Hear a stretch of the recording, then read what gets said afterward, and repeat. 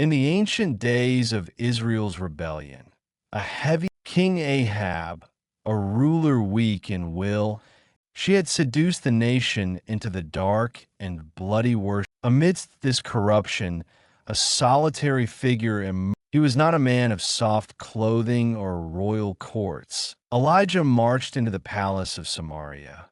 He stood before King Ahab, his eyes pierced. As the Lord, the God of Israel lives, whom I serve, the declaration hung in the air like a thunderclap. Before the king could order his guards to seize him, the word of the Lord came to him immediately. And Elijah obeyed, retreating into the desolate wilderness. There, in the solitude, God demonstrated his every morning and every evening.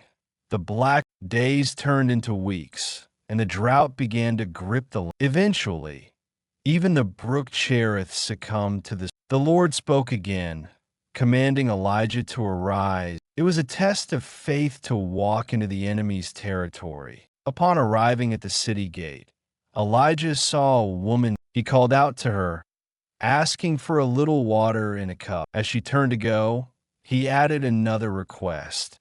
The woman stopped, her eyes filled with tears. She explained that she was gathering sticks to prepare a final. Elijah looked at her with compassion and authority. However, he instructed her to make a small cake for him first. He delivered a promise from the God of Israel that the bin of flour would, with trembling hands and a spark of hope. The widow, miraculously, day after day, yet tragedy struck when the widow's son fell sick. The mother, consumed by grief, confronted Elijah. Elijah did not argue, but simply said, "Give me your son." He carried the boy to the upper room where he stayed and laid him on his own. Elijah cried out, questioning why such tragedy. He stretched himself out on the child 3 times. The Lord heard the voice of Elijah, and life surged. Elijah carried the living child down and presented him to his mother. Overwhelmed with joy, the woman affirmed that 3 years of drought passed, and the land of Samaria. God spoke to Elijah once more, commanding him to. Meanwhile, Ahab and his servant Obadiah. Obadiah was a man who secretly feared the Lord. As Obadiah walked the dusty road, Elijah commanded him to go tell King Ahab that Elijah assured him by the life of the Lord of hosts that when Ahab finally saw Elijah, his anger. Elijah stood his ground, retorting that it was. He issued a challenge, demanding that Ahab gather. The tribes gathered on the mountain.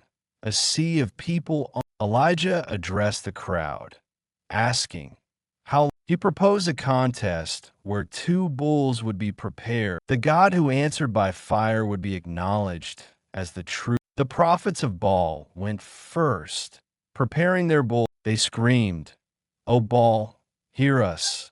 But as noon approached, Elijah began to mock them. Driven to madness, the false prophets cried. Midday passed, and evening approached.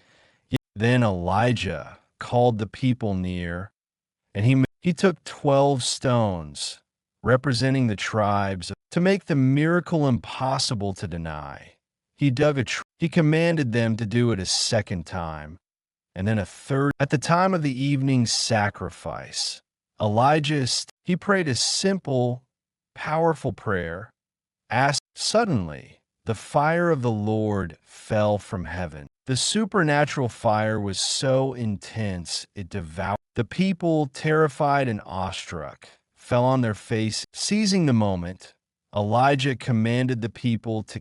Elijah then told Ahab to go eat and drink. While the king ate, Elijah climbed to the top of Carmel. He sent his servant to look toward the sea 7 times. On the 7th time, the servant reported a cloud. Elijah immediately sent word to Ahab to prepare. The sky turned black with clouds and wind, and the hand of the Lord came upon Elijah, giving him However, The victory was short-lived, for when she sent a messenger to Elijah with a chilling vow, fear gripped Elijah's heart, and he ran. He journeyed a day into the wilderness, collapsed under, exhausted.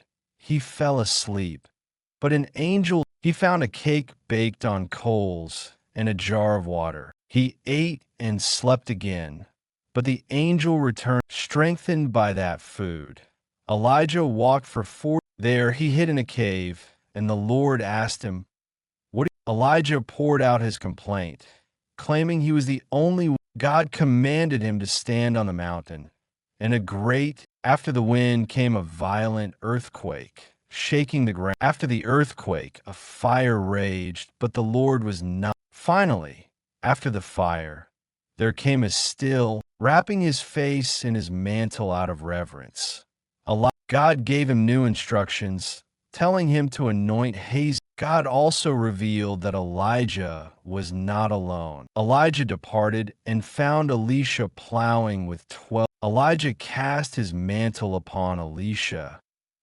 Elisha understood the call, burned his farming equipment. Years later, when the Lord was about to take Elijah tested Elisha's loyalty 3 times. They arrived at the Jordan River, where 50 sons of the prophet. Elijah took his mantle, rolled it up, and struck. On the other side, Elijah asked Elisha, desiring to continue the mission. Elijah replied that it was a hard thing, but if Elisha, as they walked and talked, suddenly a chariot of Elijah was caught up in a whirlwind into heaven.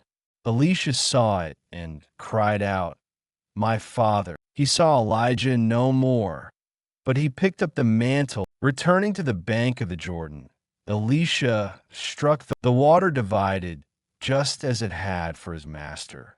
The legacy of fire and faith continued.